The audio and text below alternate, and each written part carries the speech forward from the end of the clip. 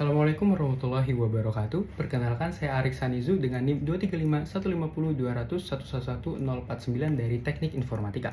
Saat ini saya akan mempresentasikan terkait program magang berdampak pada PT Infomedia yang sudah saya laksanakan selama ini. Pertama, PT Infomedia sendiri merupakan sebuah subsidiari dari PT Telkom Indonesia yang memfokuskan bisnisnya pada penyediaan solusi bisnis proses outsourcing dengan layanan unggulan dari sisi customer relation dan juga shared service operation. Adapun alamat dari kantor Infomedia sendiri ada di Jalan Rumah Sakit Fatmawati Raya nomor 7781 Kota Jakarta Selatan. Posisi dan tanggung jawab yang saya jalani selama ini, saya berada pada posisi Automation and AI Intern yang tergabung dalam Departemen 3A Product Development.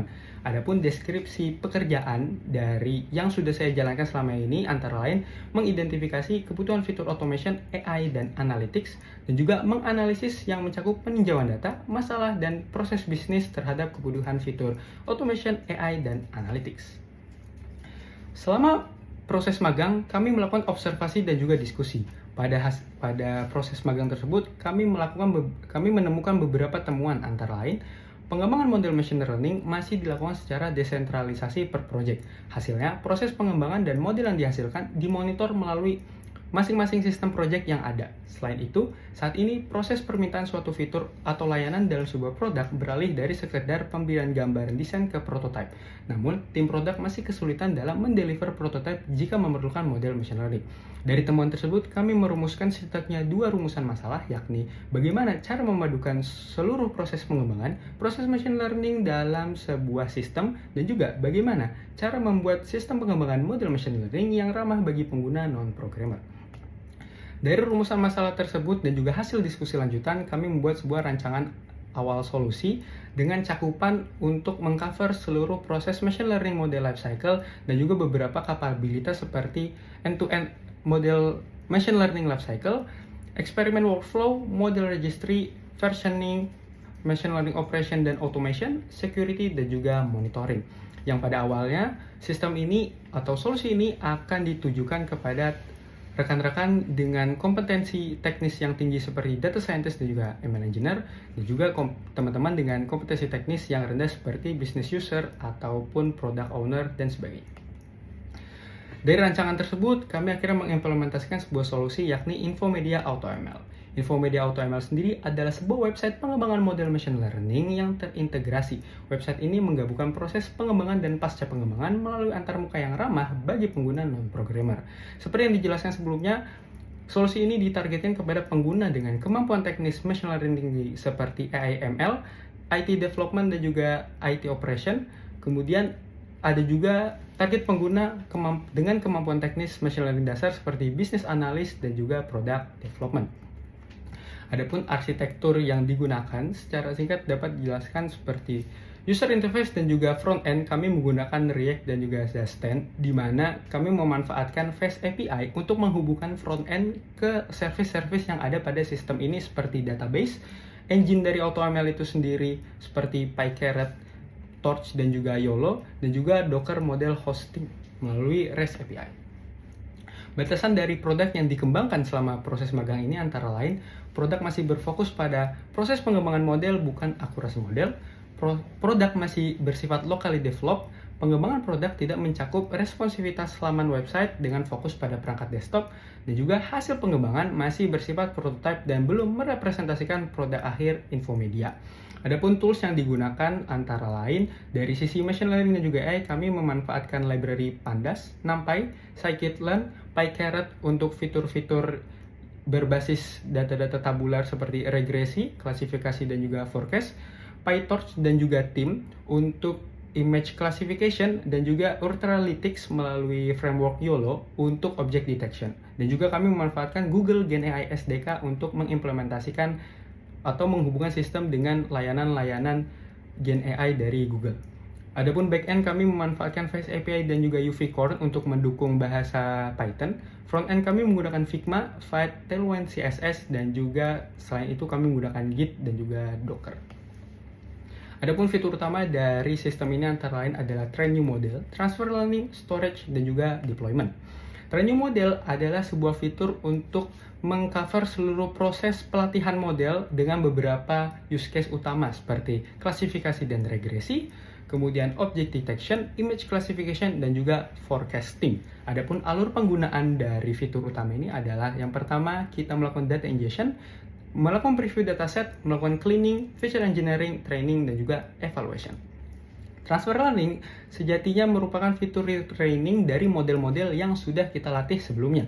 Adapun alur penggunaan dari fitur ini adalah kita mengupload dan juga memvalidasi model, kita mengingest dataset baru, kemudian kita melakukan retraining, kita melakukan renaming dan juga save dari model yang sudah kita latih, dan juga kita melakukan registrasi dari model yang sudah dilatih ke database.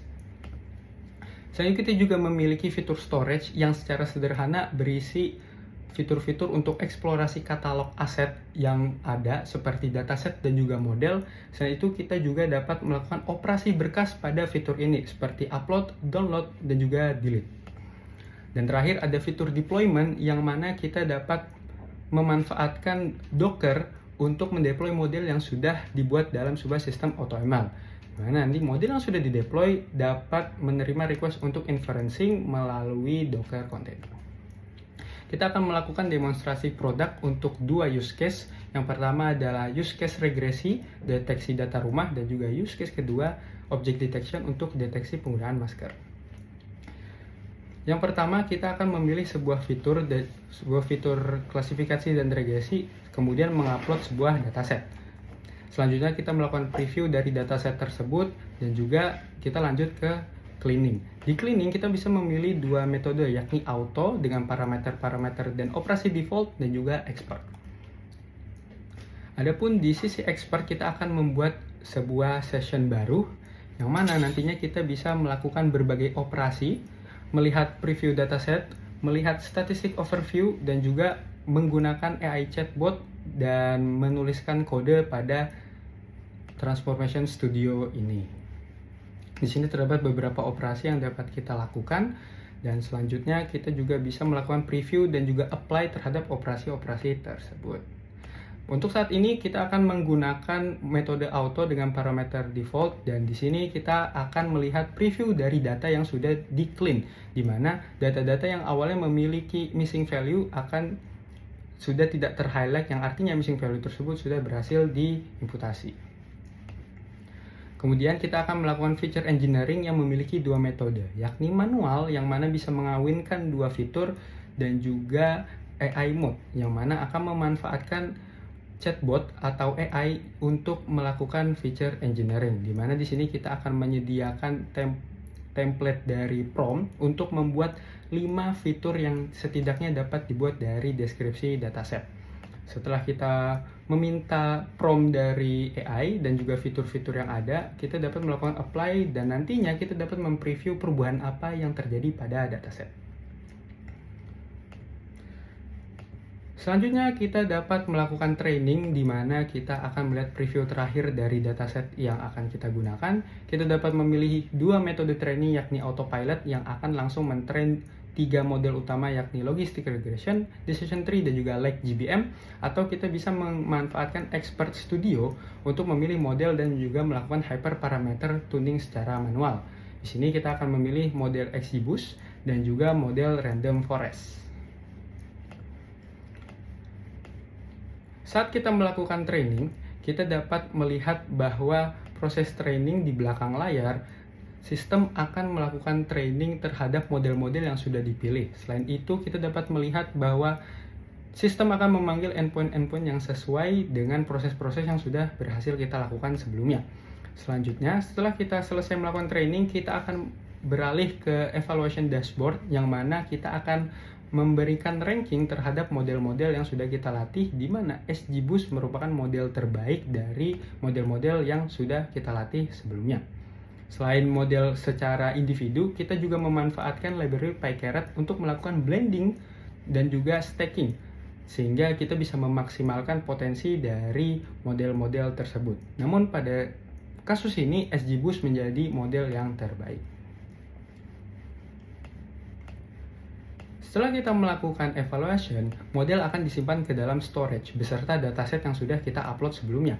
Untuk model sendiri, kita dapat melakukan deploy yang mana nanti sistem akan menjalankan sebuah script untuk membuat sebuah Docker image dan juga menjalankan kontainer. Nantinya setelah kontainer berjalan, kita dapat melihat kontainer tersebut pada Docker desktop. Di sini terlihat bahwa deploy dan juga ID dari deploy tersebut sudah berjalan, yang mana nantinya kita dapat melakukan tes inferensi pada web. Di sini kita bisa melihat ada space untuk melakukan test prediction. Kita mencari bagaimana example prediction input dan kita bisa langsung melakukan paste atau mengisi nilai-nilai yang sesuai dari data yang sudah ada untuk melakukan tes inference dari model yang sudah dilatih. Adapun setelah kita melakukan prediksi, model akan menghasilkan prediction dengan output dalam bentuk JSON. Hasil dari prediksi tersebut dapat kita lihat dan juga kita monitor melalui fitur deployment dashboard. Di sini kita dapat melihat aktivitas apa saja yang sudah kita lakukan bersama dengan model yang sudah kita deploy sebelumnya. Di sini terlihat bahwa proses inference sebelumnya sudah terekam dengan baik dan kita dapat mematikan kontainer jika sudah selesai digunakan.